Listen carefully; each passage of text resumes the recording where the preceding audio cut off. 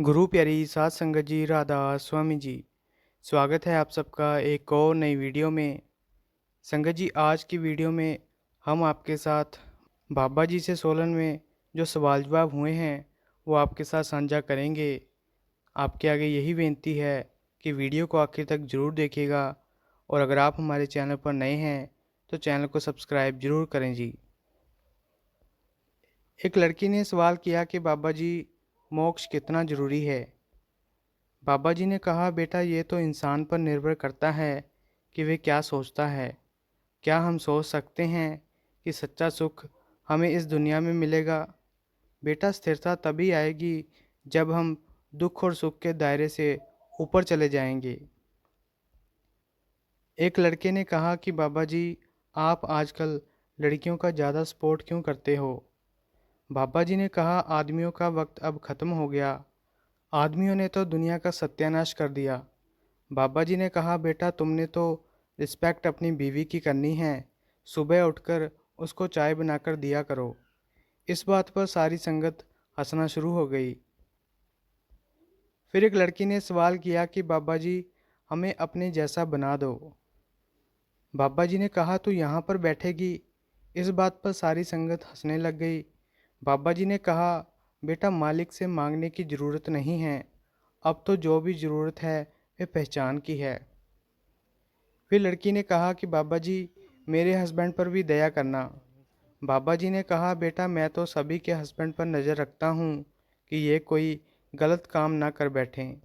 फिर बाबा जी ने कहा, बेटा एक बात बताओ कि औरतों के कभी सवाल भी ख़त्म होते हैं?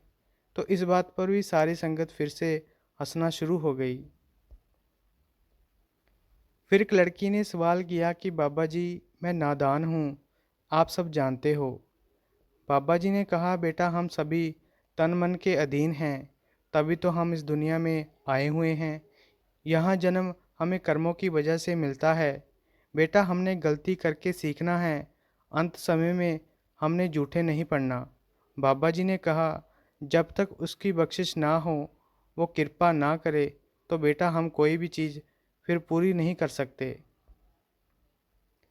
एक लड़के ने सवाल किया कि बाबा जी, मैं होटल व्यवसाय से जुड़ा हुआ हूँ, तो क्या ये ठीक है? बाबा जी ने कहा, बेटा जो हमारे लिए ठीक नहीं है तो क्या हम वे दूसरों को दे सकते हैं? बेटा कर्म तो हर सांस में बनते हैं, तो हमने सोच समझ कर चलना है और अपने कर्मों के बोझ को हल्का करना है। फिर लड़के ने कहा, बाबा जी अगर कोई हम गलत कमाई करें तो हमारे परिवार पर उसका असर होगा? बाबा जी ने कहा, बेटा असर तो ज़रूर होगा, लेकिन हिसाब किताब आपको ही देना पड़ेगा। बाबा जी ने कहा, बेटा जो भी करना है सोच समझ कर करें। किसी ने सवाल किया कि बाबा जी, मुझे महाराज जी के दर्शन कभी नहीं हुए। बाबा जी ने कहा, बेटा दर्शन एक मुकाम है, हमारे बस में तो सिमरन करना है। जब हम किसी का सिमरन करते हैं, कोई नाम लेते हैं, जब किसी का नाम लेकर सिमरन करते हैं तो उसका ध्यान हमारे आगे आना शुरू हो जाता है। बेटा क्या हम चलते पानी में अपनी शक्ल देख सकते हैं? दर्शन अपने आप आएंगे, हमने तो सिर्फ भजन सिमरन की तरफ ध्यान देना है। फिर किसी ने सवाल किया कि बाबा जी जब कोई हम काम करते हैं, ये कैसे पता चलेगा कि हमारे लिए ठीक है या नहीं? बाबा जी ने कहा, बेटा ये तो सभी को मालूम है कि इस दुनिया में क्या ठीक है और क्या नहीं। जो आपको मालिक की तरफ लेकर जाए, बस वही चीज़ ठीक है। फिर किसी ने सवाल किया कि बाबा जी, मेरे में विश्वास की बहुत कमी है। बाबा जी ने कहा, बेटा हम सभी में विश्वास और प्यार की कमी है। अगर हमें पहचान होती तो हम यहाँ जन्म ही क्यों लेते? हमने परखों में नहीं पड़ना, हमने अपनी तरफ से कोई भी कमी नहीं आने देनी। बाबा जी ने कहा, अगर मैं बोलूँ उस पहाड़ी पर चढ़ जाओ, वहाँ पर मालिक मिलेगा, तो हम फटाफट चढ़ जाएंगे। अगर मैं बोलूँ कि चुप करके बैठना ज़रूरी है, तो हमें वही काम मुश्किल लगता है। तो बेटा मालिक ने जो बख्शिश करी है उसकी कदर करें।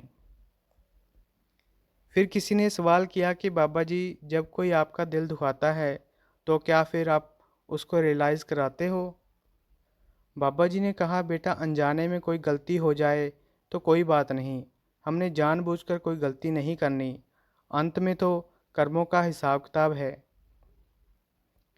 फिर एक बहन ने सवाल किया कि बाबा जी, मैं आप पर गुस्सा करती हूँ तो मुझे माफ़ करना।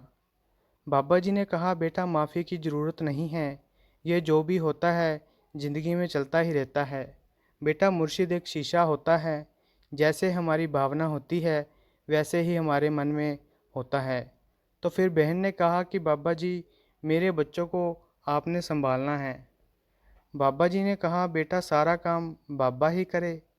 इस बात पर सारी संगत हंसना शुरू हो गई। फिर किसी ने सवाल किया कि बाबा जी, मुझे बड़े बाबा जी का ध्यान आता है तो सब मुझे बोलते हैं जिससे नाम लिया है लेने तो वही आएगा। बाबा जी ने कहा, बेटा ध्यान को पकड़ कर रखो। बाबा जी आगे से हंसना शुरू हो गए। फिर एक लड़की ने सवाल किया कि बाबा जी, आप सोलन में आते हो तो मैंने किसी को कहा कि हम सोलन सेंटर से हैं तो वो बहुत खुश होते हैं। वो कहते हैं कि बाबा जी सोलन वालों को बहुत प्यार करते हैं। बाबा जी ने कहा, बेटा किसी खास सेंटर को मैं प्यार करूं? बेटा ऐसी कोई बात नहीं है। बेटा ये बात कहना ठीक नहीं है।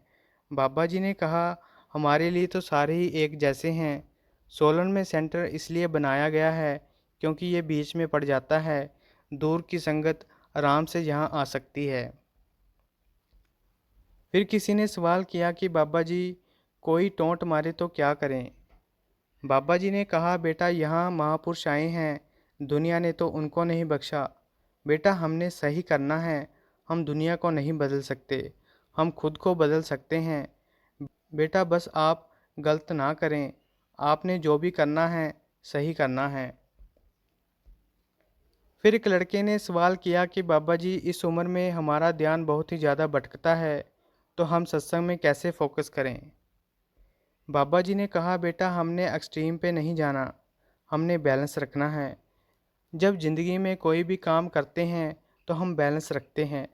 मालिक ने हमें बेटा 24 घंटे दिए हैं। सारे कामकाज के लिए 24 घंटे बहुत होते हैं। अगर कोई काम हमारे ध्यान में बस जाए तो उस काम की वजह से फिर हमें वापस आना पड़ेगा। तो संगत जी, ये थे कुछ सवाल जवाब। अगर आपको ये वीडियो अच्छी लगी तो लाइक शेयर और कमेंट करें और चैनल को भी सब्सक्राइब जरूर करें जी। राधा स्वामी जी।